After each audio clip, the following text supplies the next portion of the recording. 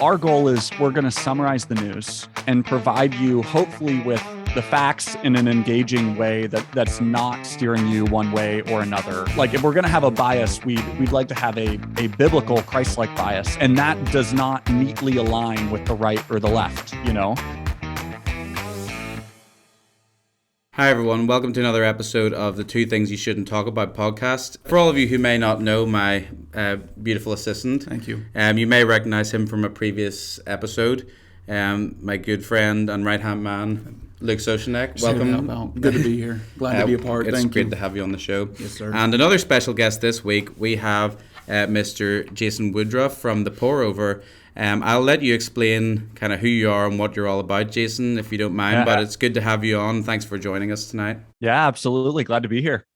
So let's just dive right into it. What is The Pour Over, and why did you start this? Would you call it a ministry? I guess that's what it is, in my opinion. But what kind of what influenced you to start this kind of project that you've been working on? Yeah, so Pour Over is primarily a newsletter. We have a podcast now and are putting some stuff up on Instagram, but it's so far has been a newsletter first news organization. And the goal, we're kind of hitting two different things. One is we summarize the news. So if you don't pay attention to the 24-hour news cycle for any reason, or it just feels daunting or too much, there's that value that we send an email 3 times a week and takes a few minutes to read. So, and then the other portion is that we, to what you said, Josh, there's a ministry component, and our goal is to summarize the news and then pair it with some foundational Christian perspective. We're not applying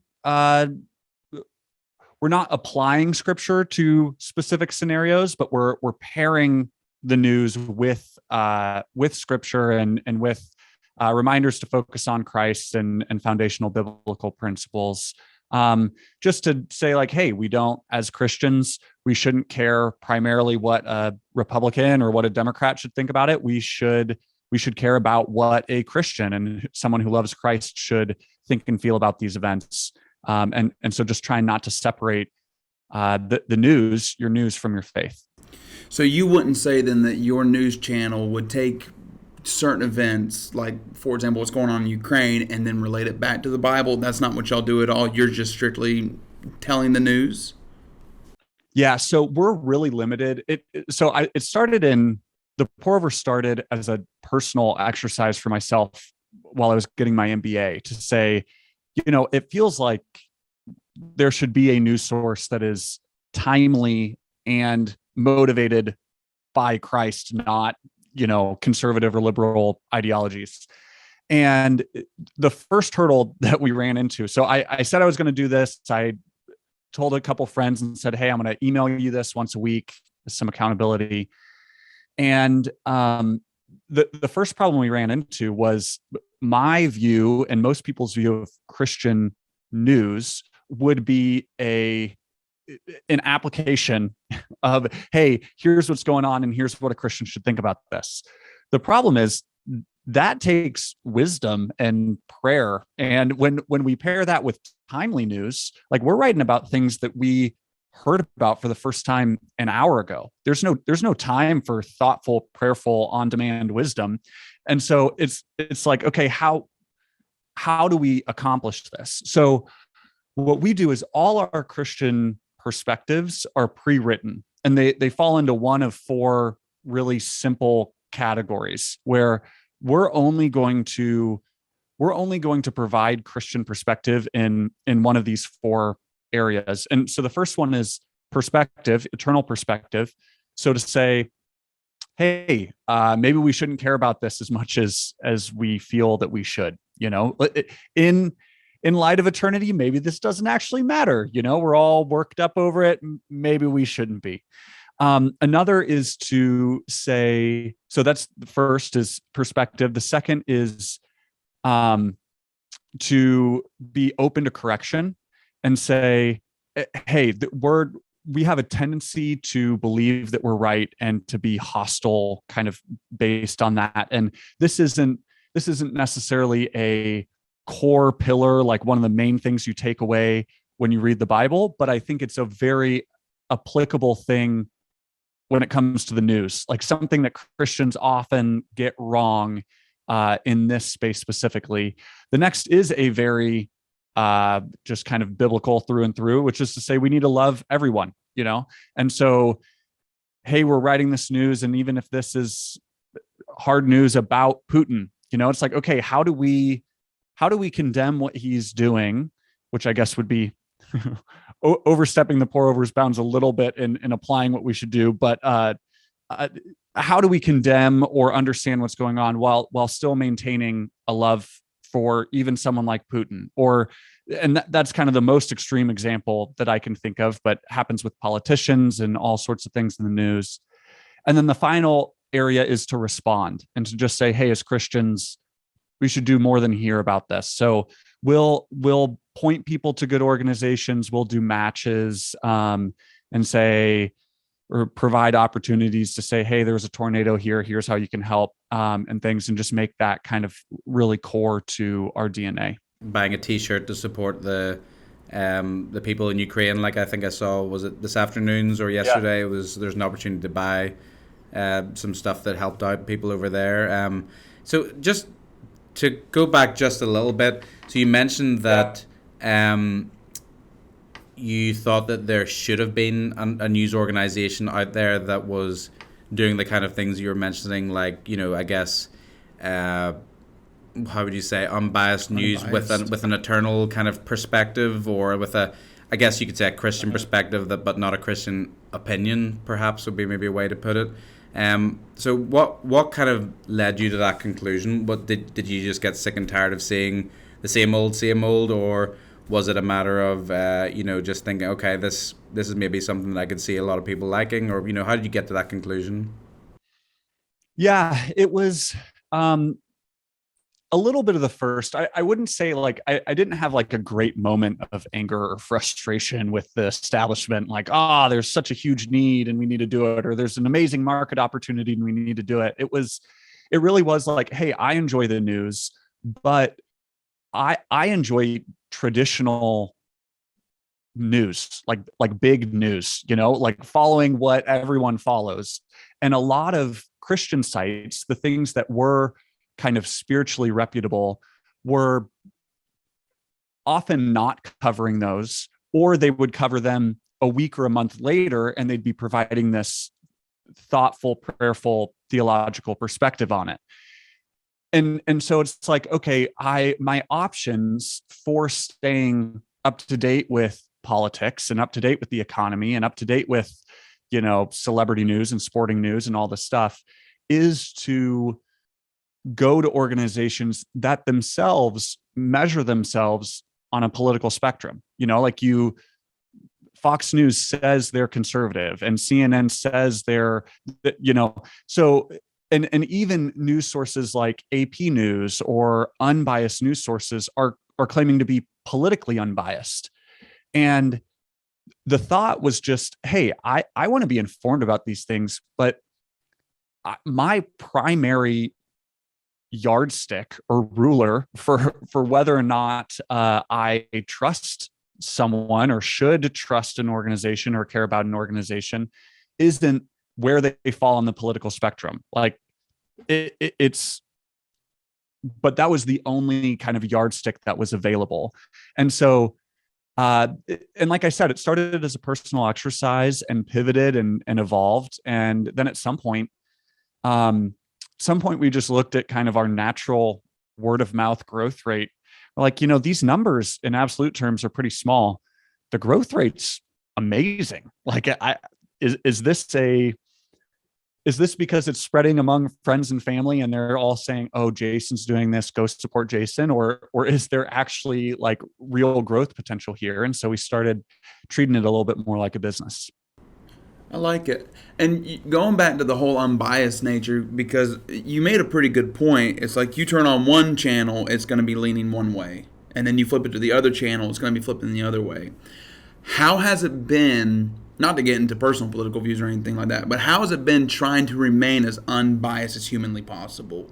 Because it seems like today, the thing that most people gauge is, oh, I'm going to listen to you if I agree with you. Right. Or I'll subscribe to you if you fall on the same spectrum as I do. How has it been writing these articles in a strictly unbiased, like I don't care about politics, it's not about Democrat versus Republican, red versus blue. How has it been maneuvering that, and what have you found even in yourself in doing that? Yeah. So, I mean, first off, there are 5 writers, and I don't know. I would consider myself pretty center. We have one writer who's like super conservative. We have another writer who's super liberal, and so part of it is we're not trying to say, hey, we're only going to find people who are this perfect center unbiased. What we're saying is we want to find people who love Jesus first. Like you can have a political opinion. It can't be above your allegiance to Christ. And so, but we do, because of the space we operate in, we spend a lot of time thinking about and writing in a way that is politically neutral, because we don't want to be unintentionally inflammatory. And like, we're not, so, and one of the ways we do that is like, if we're writing about something political, the super liberal writer and the super conservative writer will both read it and give their kind of approval of saying like, hey, yeah, you didn't like grossly misrepresent what I think here. And Having go ahead. I was just saying, like having those checks and balances, basically. Yeah, like a dialogue. Yeah, yeah. Right. And so we'll often just try to share both sides, because it's the part of what is news is how the different sides are reacting. So saying like, hey, this is happening and Democrats are viewing it this way and Republicans are viewing it this way, and just trying to present that in a way of saying like, hey, we're actually, as an organization, like individual writers might have beliefs, but as an organization, we're quite disinterested in where you fall on this issue. Like that is not our goal. And when there are, well,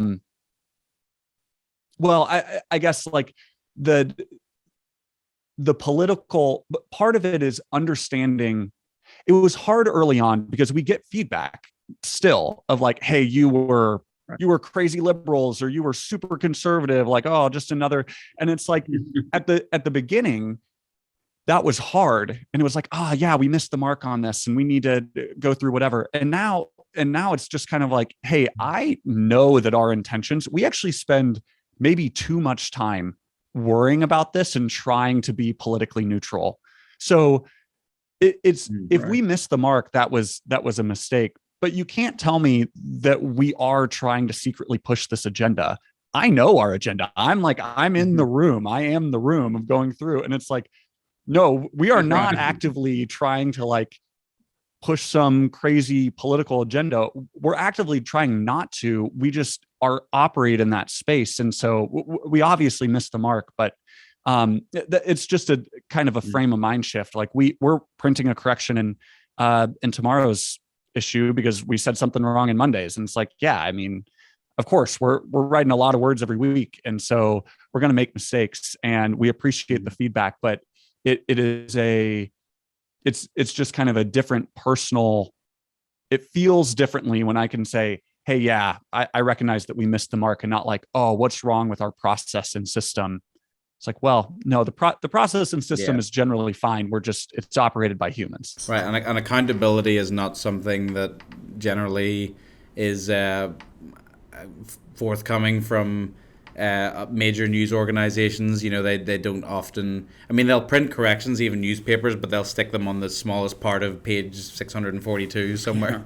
So it's nice to hear that you guys, obviously are open to being accountable. Even if you feel like you're doing a good job, you're willing to say, okay, we could have done better there. And I think that's something that more news organizations should aspire to be like. One of the things that bothers me is, on that sort of idea of hearing people's opinions and perspective and that becoming the news. A lot of news stories these days, something happens, but quite a large proportion of the actual article or story itself is people's reactions. Okay, people on social media, people who like have 30 followers on Twitter and what they said about the issue. And that really bugs me, because I feel like not only is what people think not necessarily what I want to see in the news. Like, yes, I get opinion columns, but like you've mentioned, you want people to be informed by the facts first and foremost. Not only do I not really care in most cases what people think, I want to know the facts.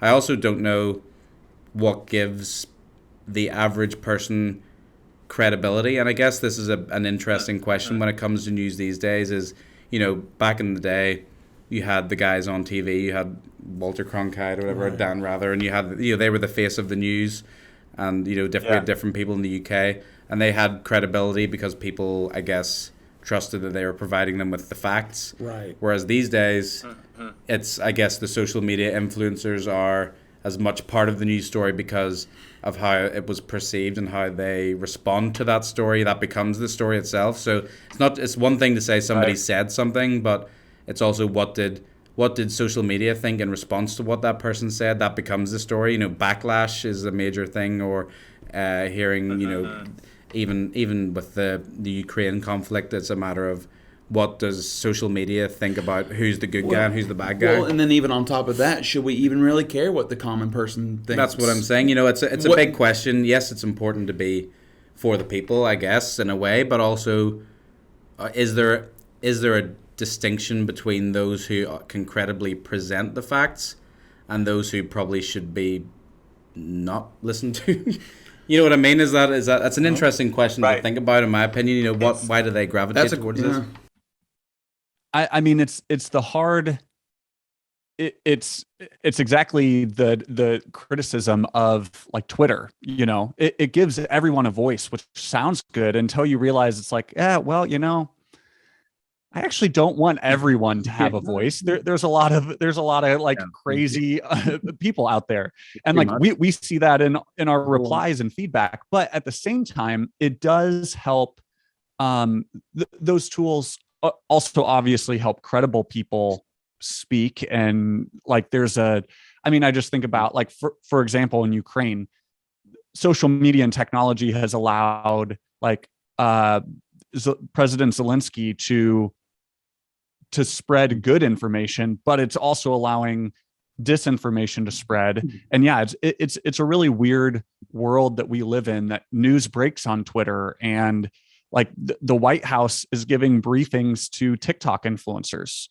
It's like, well, it seems ridiculous, but that's also where a lot of people are getting their news. And so you would want them to be informed, but like just the headline on its face feels absurd. It's like, really, this is we're fighting the war in Ukraine by giving briefings to TikTokers? Well, so then this might be a loaded question and kind of hard, but it's been kind of alluded to, the credible journalist versus maybe just the influencer on social media. What's the difference? What makes someone credible in journalism versus someone who has, say, because there's people on TikTok with 90 million followers and them getting that information out. So what is the big difference? Because, I would agree with you. I don't want my information coming from some influencer with a bunch of Instagram followers and stuff like that. I want to see someone who actually has maybe a journalism degree or someone who actually knows what they're talking about. But what is that major difference between someone who belongs in the newscasting space versus just some person with an opinion that isn't necessarily all that credible? What's the difference? Yeah, and how is the end result better from the credible person versus the average person? Yeah. The difference should be the quality of information that you get, right? Like that's what we're saying, that the difference is, historically, the difference has been there's accountability and a reputation and an expectation of excellence, or someone to hold accountable. I don't have a solution, but it just is just because you, and it's hard because we also, like, there are people that build an audience for one thing and then leverage it for something else that is good. And so that's like, this is a weird example, but I think of Ashton Kutcher. Like, he rose to fame playing these idiot characters. But he leveraged his fame and success to, like, he now runs like one of the most impactful and effective anti-sex trafficking organizations in the world, where, like, the US government will call his organization to go help people. And it's like, okay, well, that's, in that case, I'm glad that he has influence and money, and when he says something, he's credible and he's earned it. And I went from thinking, hey, here's a dumb actor, to here's an intelligent person, effective person who, I trust in a much wider area than I had previously given him credit for. But the reverse is also true, where it's like I'm not thinking of a specific example, but like an athlete who's amazing that you like then says something political, and you're like, yeah, well, I mean, I didn't like you for your politics. I like you because you're good at the sport, and I just kind of want you to stay that way. But what's hard is that is each individual, that's me and you and every individual that's following that person making that judgment. And not everyone's making that judgment in the same way that I would. But it's a trade-off. And like I said, I don't necessarily have a solution. Yeah. I guess there's a lot of people these days who, I think they want to trust somebody.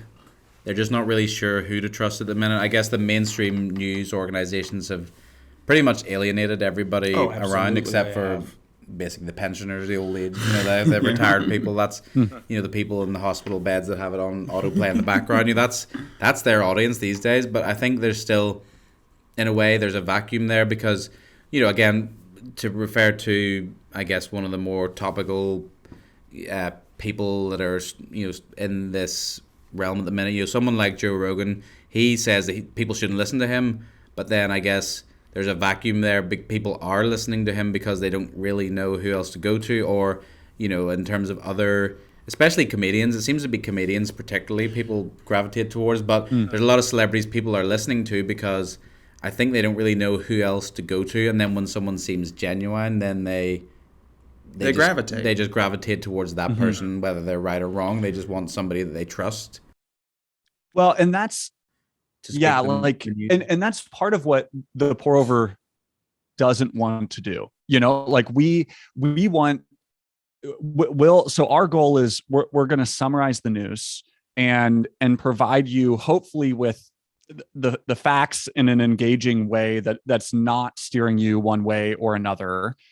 Or if we are steering you one way or another, that way is towards being compassionate and kind and loving. And like if we're going to have a bias, we'd like to have a biblical Christ-like bias, as opposed to, and that does not neatly align with the right or the left, and then we don't, like I was saying, we don't apply the scripture. We'll pair it with scripture, but we're not going to, run a story about the 2024 election and whatever the candidates are and say, and here's a verse, and so here's who you should vote for. Like those are valuable, helpful, good conversations to have amongst Christians. We're just not a good setting for that. Like we don't want to be your pastor. We don't want to be your church. We write concise news. So things that are complex and require back and forth and thought, like we don't want to do that. But to your point, that type of thing, that critical thinking and those conversations are things that happen. The longer form conversations are things that are happening more with comedians, who will talk about, hey, they're going to capture someone's attention for 30 minutes and be able to talk about something going on. Or Joe Rogan, it takes 3 hours for his podcast. And so when which this podcast that, I mean, as he says, I just interview people that I'm interested in. And that's a great, there's nothing wrong with that at all. The problem is the problem potentially arises when he's interested in what is a kind of fringe, unproven thing, and so then he's going to talk and investigate that. And there's nothing wrong with that. He should be able to. But then if some people's worldview is being shaped by that, then that thing that is right now fringe and may become more established and proven becomes the center of the conversation.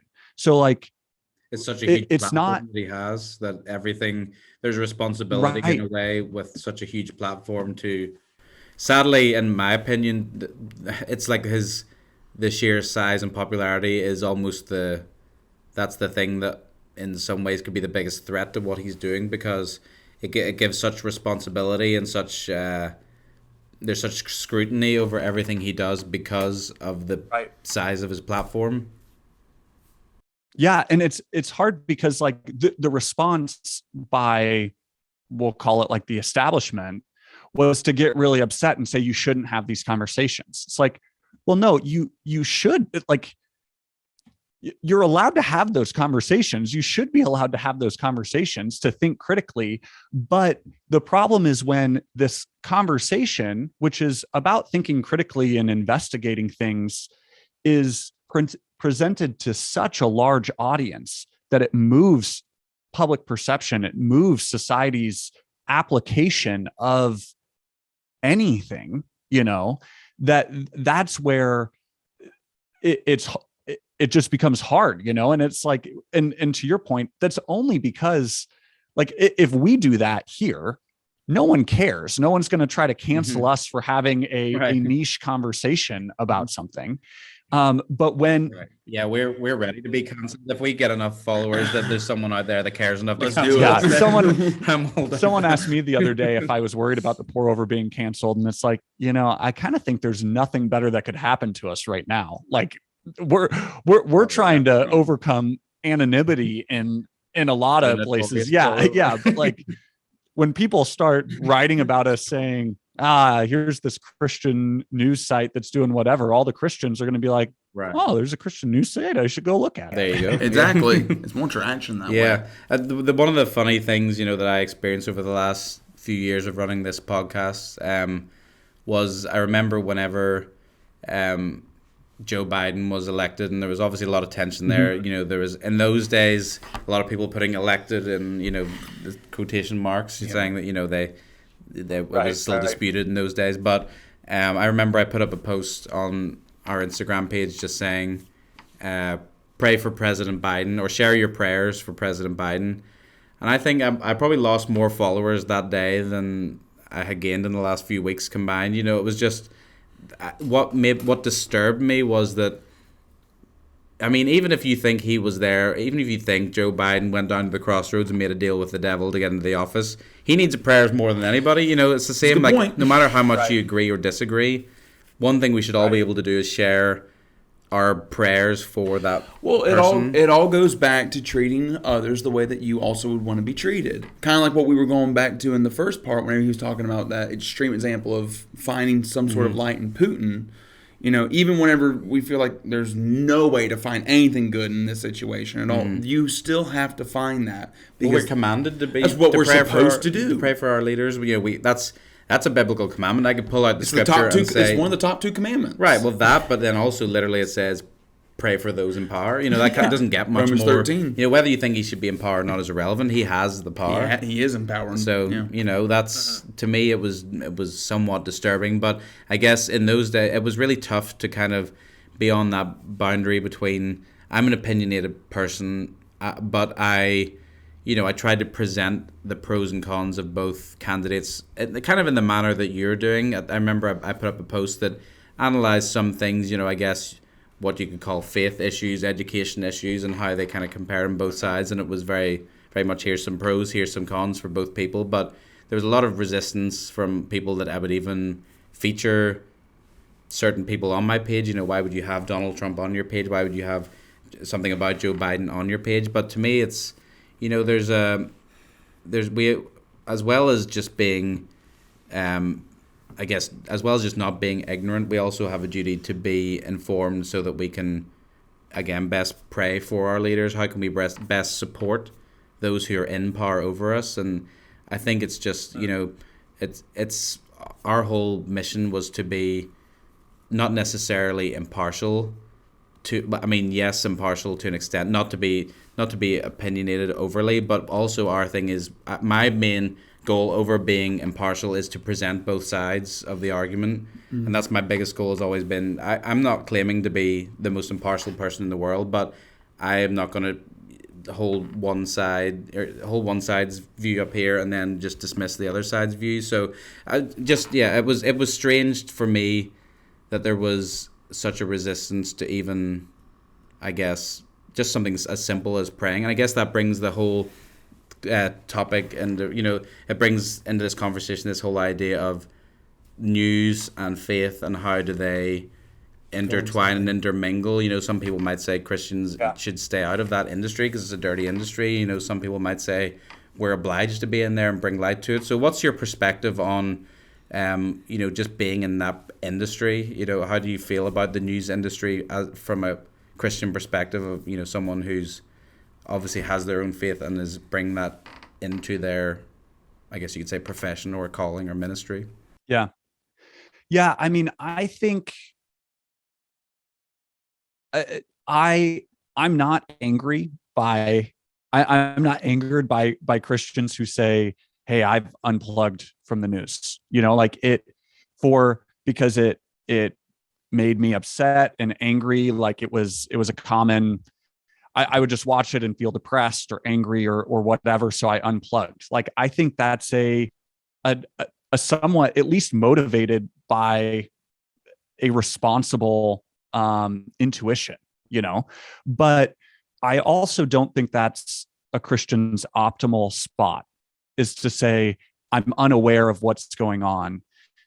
If you can't be aware without sin boiling up in all these places, then yes, it is better to be uneducated.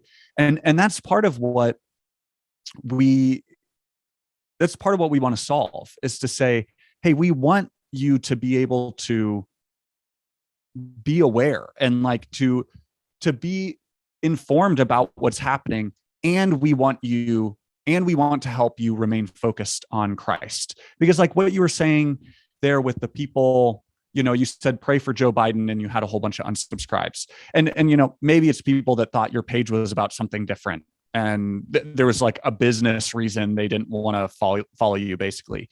But I think, and we see this, these types of things frequently as well, is if the pour over is not for you, that's fine. That's great. Like we offer everything we offer for free. So just, we're not shoving it down your throat.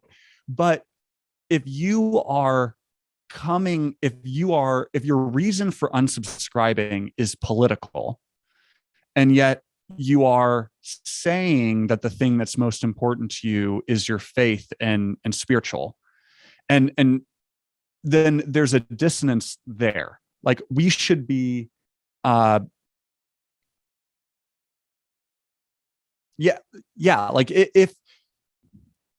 if you are unwilling to, and using this on ourselves is a bad example, but we had a couple, because we ran a promotion for Christianity Today. And we had a number of people reach out and say, I used it for decades. I liked Christianity Today and found them to be, you know, valuable, useful spiritual resource. Then they wrote an article basically saying why Christians shouldn't vote for Donald Trump. And I want to be clear, this example, if they had written the article saying why Christians shouldn't vote for Joe Biden, which I think could be written, what I'm about to say still makes sense. And those people are saying, I'm now done with Christianity Today. Well, what you've said is, hey, this organization or this person or this group that I have seen over time to be a valuable, respectable, faithful, trustworthy source, I am going to abandon that because they said something political that I didn't like. And what you're communicating there is that your top priority is actually a political priority, not a faith priority. And if you're saying, hey, I will agree with you on these faith things, but you can't be upset. Like, you can't tell me that I can't like Joe Biden, or you can't tell me that I can't like Donald Trump, or you can't tell me that I can't like any politician or anything non-political. Then you've placed that above your faith. And that's what we're trying to unravel, because those things are so intertwined and reinforced every time you watch the news. And so that's part of the mission component of the pour over, is to say, it is a good thing. Like, we love that organizations like Christianity Today, and Desiring God and other ones, like, write thoughtful articles that do help apply scripture. And like, that's a messy business for what I just said, and difficult, and not what we're equipped to do well. But it's a good thing that those things happen.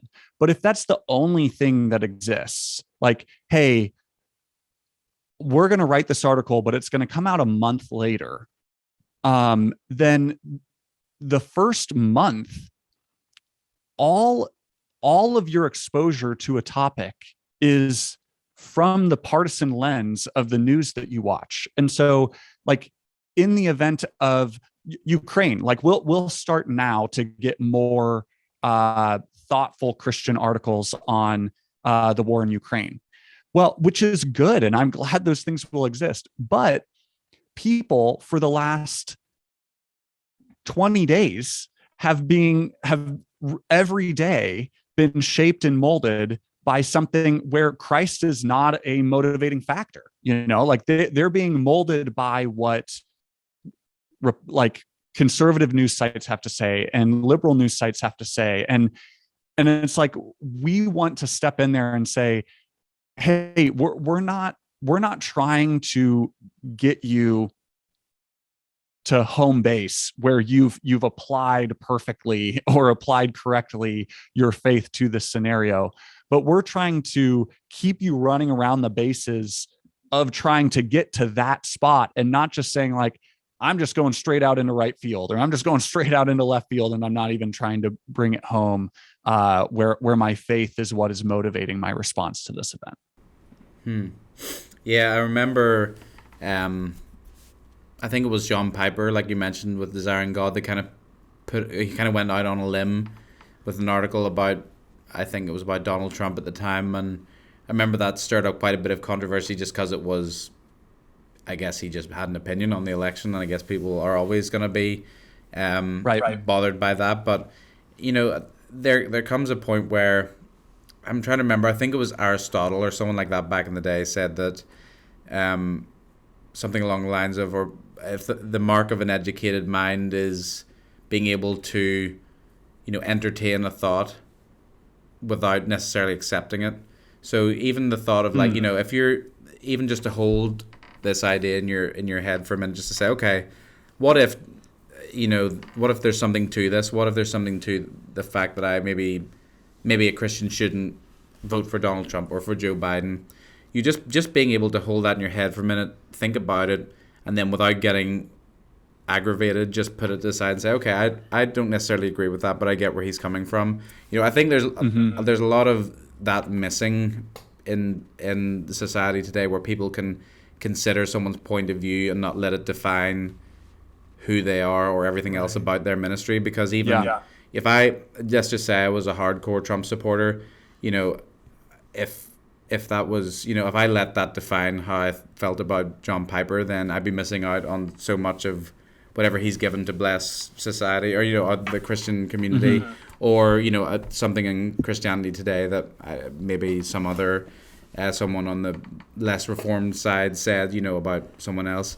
If I just discounted that completely because of someone's opinion, and let's say this person had good points or whatever. If I just said, okay, it's something negative about Trump, I gotta forget about this guy forever now.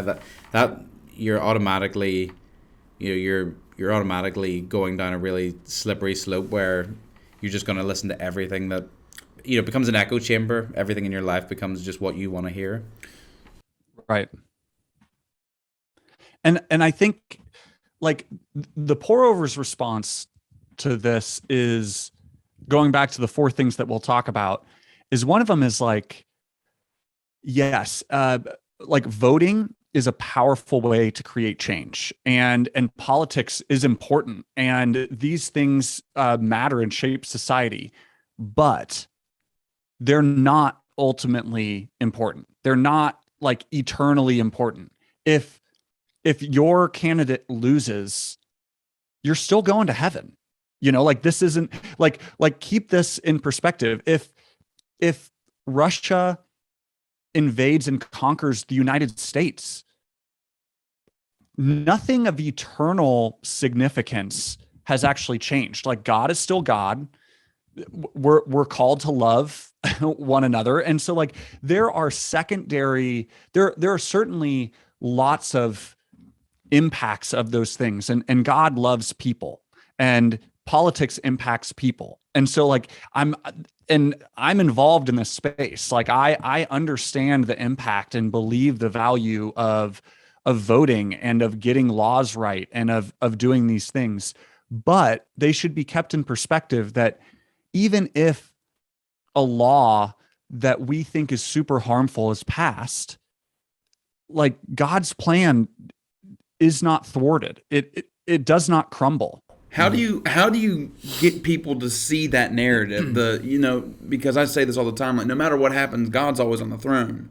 But you see legislation passed, and one side's saying, "Oh, this is Matthew 24. We're now in Revelation and stuff like that." Yeah. And then something else happens, and people on the other side saying, "Oh, this is the end of the world," and everything like that. Like, how do you get people as a news outlet to be able to just see that, hey, no matter what happens, guys, like God is still good, and God is still on the throne no matter what. And I guess this leads on to your first point, the eternal perspective. If you want to talk a bit about that as well, it's all, I guess it's all linked into that. Yeah, I mean, exactly what you just said. After we write the article, after we write our little summary of what's going on, we'll put that perspective and say like, hey, this is important, but it's not God of the universe important. Keep it in perspective, and it will be 1 to 2 sentences. And we have, like I said, they're all pre-written. Some of them are. We're always adding to the list, so they're almost all pre-written. Sometimes a new pre-written thing is, written for the first time, but we just have like for the eternal perspective, we have like 25 of those that we can pull from. And we'll tailor it based on what it is, and there's on what type of story it is, because sometimes there's like with a law, there's like a new law that does impact people. Like it's a good reminder to say, hey, this is important. It is important, and we should fight for change, but it's not all important. And sometimes there are things that like we get really wrapped up in that have like virtually zero importance. Like who wins the Super Bowl? Like that can ruin someone's day if your team loses the Super Bowl. And it's like, hey, like I'm not saying the Super Bowl is bad or sports are bad. Like we can have fun and enjoy it. But if you're unable to cope the next day, yeah, it's bad. And like, get your head out of the sand. Right. It's got some. There's a stronghold you got. Yeah, there's a big stronghold that has on your life. Yeah. So, and on that topic, how much do you aim to challenge people? Is that part of what you're trying to do, would you say? Yeah, I challenge them in those 4 areas. So like we aren't trying to, Yeah, like certainly. I mean, for example, we when there's and we pick often, we decide which one of those pre-written things to choose based on what is kind of most convicting for the writer who's writing it. And sometimes there's like, 12 different ways that you could go. I mean, hey, but one comes to mind. And well, I'll take Ukraine because it's topical. Like, it was hard with Ukraine because I think there are multiple things, multiple good Christian responses that should all be held in tension. So one of them is to say what we were just saying, like, hey, this is big, this is scary, but nations rise and fall. And even in the face of atrocity, like, our eternity, it feels like chaos sometimes, but like, we're on solid ground, it's fine. But the valid pushback to that is people are dying. Like, there's real suffering in the world. You can't just be like, oh, well, heaven's real, so we can turn a blind eye to the real problems. And so then we'll say, hey, we'll give an opportunity to help, to fund people with boots on the ground, or give opportunities for people that are closer of like, here's how you can practically help. And we'll get some responses of like, hey, like, I've already given or don't have more money to give. What can I do? And it's like, okay, well, you can pray. And like, the Bible says that prayer is powerful and effective. It's not a cop out. Things change, things happen that would not have happened based on prayer. But all of those, and then there's another category of, hey, we need to love everyone. We need to love Putin. But like, if you read the pour over and all we say over and over with Ukraine is love Putin, it's like, you're missing it. But that's the one of the main challenges we come up against, because we'll only pick one of these for each story. So Ukraine has actually provided a great opportunity for us, because we've write about it every email now. It's the biggest news of what's going on all the time. And so we're able to kind of triangulate and remind people of different facets of things, and help people have a good, more rounded out biblical worldview of this event. But sometimes it's just like, hey, this is a one-off story. I know this isn't that big of a deal. I'm going to, sometimes it's like, hey, I'm going to choose the safer perspective. And sometimes, like you're asking, it's, hey, we're going to choose to challenge them. Like, we're only going to get one shot at this Ukraine thing. I think a lot of other people are saying great other things. And so we are going to lead with, hey, we need to love Putin, which feels like, hey, that's actually the last one I want to do, because it's the hardest for me. And I also feel like these other things are really important, but that doesn't mean that we are just allowed to harbor a hate and for our enemies. Yeah. That's a good perspective. We can't overlook all these different aspects of our faith. And I think that's a really valuable point. Just being able to see all these things as, yes, being in tension, but not being in conflict. So yes, there's a tension between love your enemies and condemn what your enemies are doing, and support what is going on because of their actions. There's a tension there, but yet it is, it's what we were called to do. It's what Jesus modeled, and that's, I guess, just being able to hold all of these things simultaneously. It must provide a challenge for somebody who's trying to, at the end of the day, is trying to provide a perspective that's short and brief. And like you said, you want to just write a couple of lines about this. Do you find it hard to come down with, or to decide what you're going to go with on a given day? I mean, the good news is that we have deadlines, and we need to ship an email out. So like, it would be a lot harder for me to do what other people are doing and say like, I'm going to write one article on Ukraine, because then it feels like I got to hit on all these things, and I can't miss any, and I can't leave it out, because I'm presenting as if I'm going to provide a comprehensive, rounded out, correct biblical view of something. Whereas there's a little bit of freedom for us to say, hey, we're timely, we're concise, we're not your pastor. Like if you only apply this one thing, yeah, you're going to miss the mark. But it's better for you to and really, I think a huge part of the value we provide is saying, hey, we present one and they're going to think of the others. And it's like, even if they're pushing back and saying like, well, what about like, he said, love Putin, but what about these other biblical things of like, I need to be all the other stuff we said.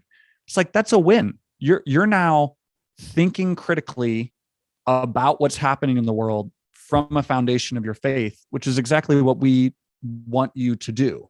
Whereas if you had just read about this, you know, in your news source of choice, you would be probably not thinking that way, you know, but probably more prone to think about how it's going to impact, you know, the political agenda of something. And it's like, oh, well, because of this bill's going to get stalled in Congress because no one's paying attention to it. And it's like, yeah, it's true. It's just not what we should care most about. That's very, very true. So we talked a little bit about that eternal perspective. Let's kind of briefly cover some of the other of the four kind of major things that you guys try to hit upon. So can you remind me, what are some of the other things you guys try to go for whenever you're creating your posts? So the one of them is being open to correction. Yeah. And I know we kind of talked a little bit about that, but you know, is that hard to, you know, for a news organization sometimes, you know, you I guess these days there's more pressure than ever to be correct first time, you know, is that, do you ever worry about this, you know, I guess we joked about being cancelled, but do you ever worry that you might get flagged for saying something that's wrong? Or I guess you don't, I guess you work mainly through email, so it's kind of slightly less relevant in some ways, but do you ever worry, you know, with the increased amount of, you know, automatic flagging of certain things, that you might, you know, say something that you believe is true and then they, you know, the powers that be decide that that's not not correct? Yeah.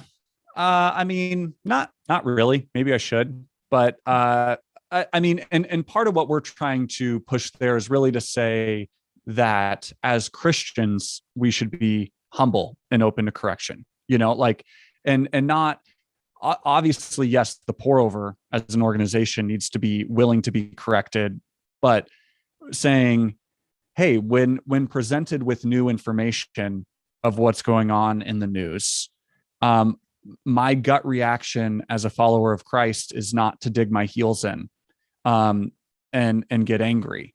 It's not to, like, Proverbs talks a lot about the scoffer and, you know, compares the wise person with the scoffer who is just critical of everything and digs their heels in and is unchanging and, you know, unwilling to see the plank in their eye. And we want to say, hey, you know, hold these other things, hold everything loosely, like hold your conviction with Christ and your desire to understand and honor Christ very firmly, but know that you're sinful. And like, when someone comes up to you and says, hey, you're opposing this law, or you're in favor of this law, but on its face is good, but look at the unintended consequences, to look at the unintended consequences. And like you were saying, hold that, be able to entertain that. And you might still come to the conclusion of like, no, the world is better off with this law,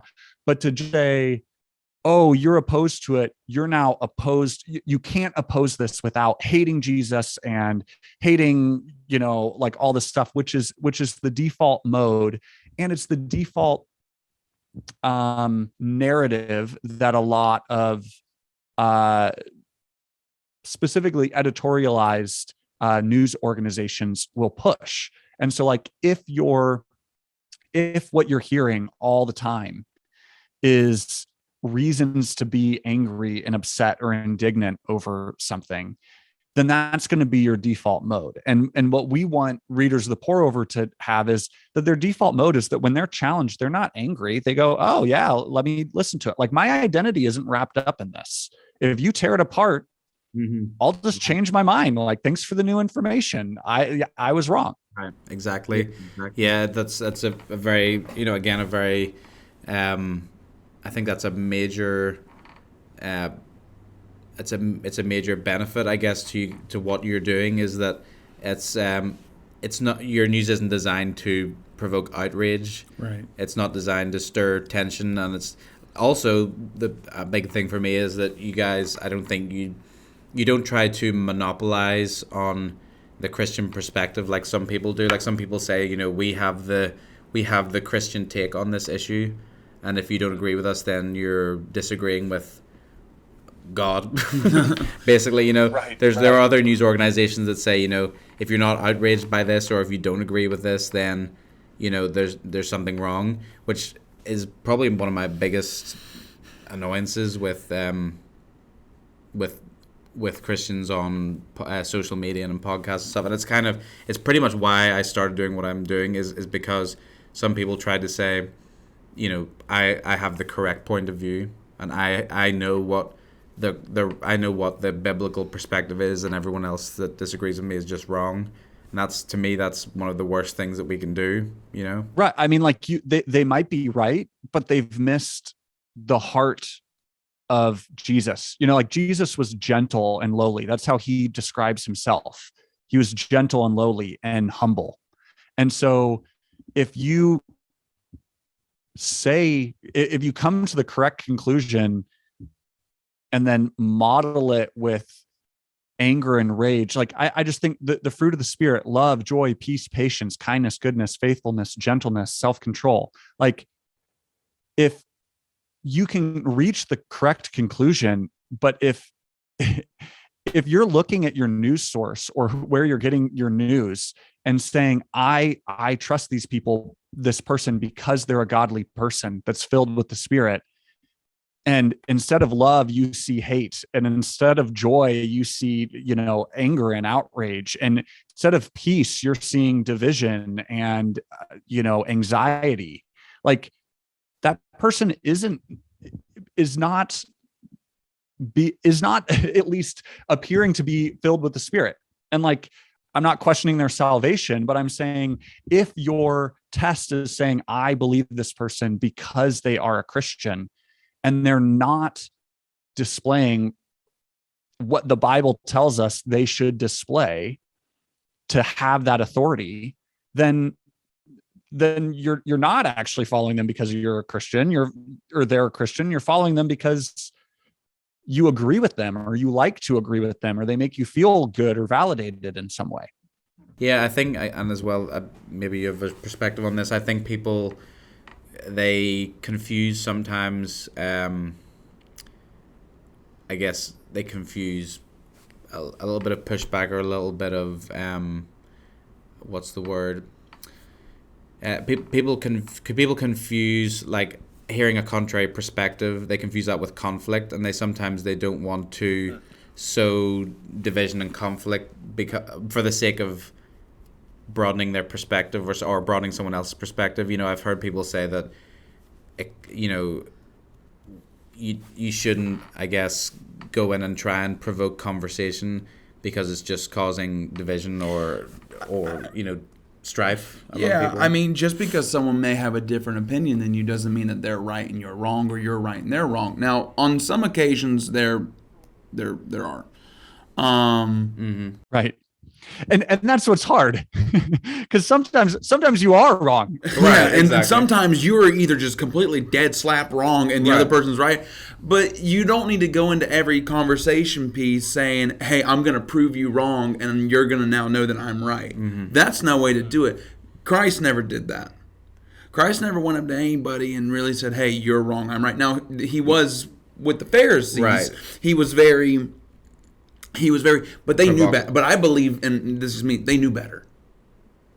Think of them as like the major outlet news sources. If we're going to go back to news, think about it. They knew I mean, They knew what they were doing. They knew the scripture. Right. Okay? I mean, the people who he was hanging out may have known it, but not in such a great detail as they did. Mm-hmm. It was almost like he was looking at them saying, like, what are y'all doing? You're not tending to the sheep like you need to. Mm-hmm. And he gave them that guideline to help them. Right. Yeah, I mean, I feel like we've barely even scratched the surface of some of these topics, but I'm grateful for your time, and I want to be faithful to your time, and I'm really appreciative of you coming on and joining us. Just to wrap up, is there anything that? Well, first of all, I want to give you a chance to tell people where they can find what you're doing, and to give you a chance, obviously to plug what you're doing, because we're totally for it and behind you guys, and we want to support you. But also, is there anything people can pray for you guys? In closing, what can people be praying for specifically for you? Yeah. Well, first, it's easy. If you want the newsletter, you can go to thepourover.org and sign up, or type The Pour Over into Apple Podcasts or Spotify and find our podcast. We're on Instagram at The Pour Over News. And as far as praying for us, I mean, I would say to pray that we could stay faithful to this mission, and also just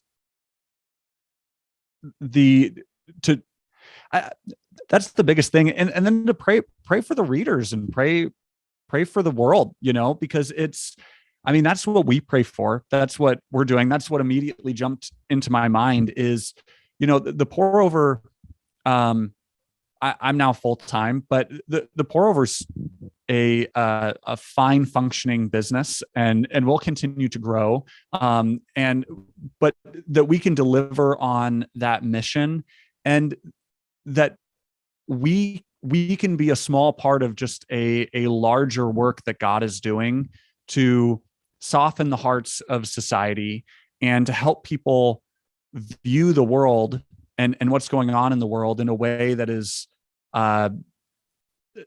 that Christ would, like to just think about, hey, if Jesus were reading about this event, what would go on in his heart? Like, would he be worried about this that's happening, or would he go, this doesn't matter? Would his heart be broken in a way that mine isn't?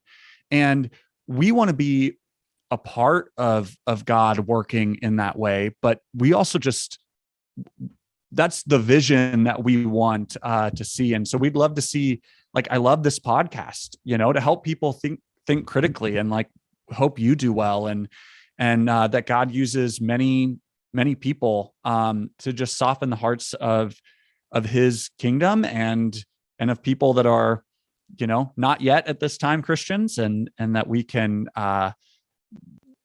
that his will would be done on earth in that way, and that we could see things a little bit more the way that he sees them. Yeah, and that's a great and a challenging in many ways, but a great note to end on. Thank you, Jason, so much for joining us tonight. Thank you. Really appreciate your time. It's great. It's been great to hear, what you've been doing, and what your heart is behind what you do. So guys, please, listeners, check out The Pour Over. You said thepourover.org is the website. Right. So I encourage all you guys to go and sign up.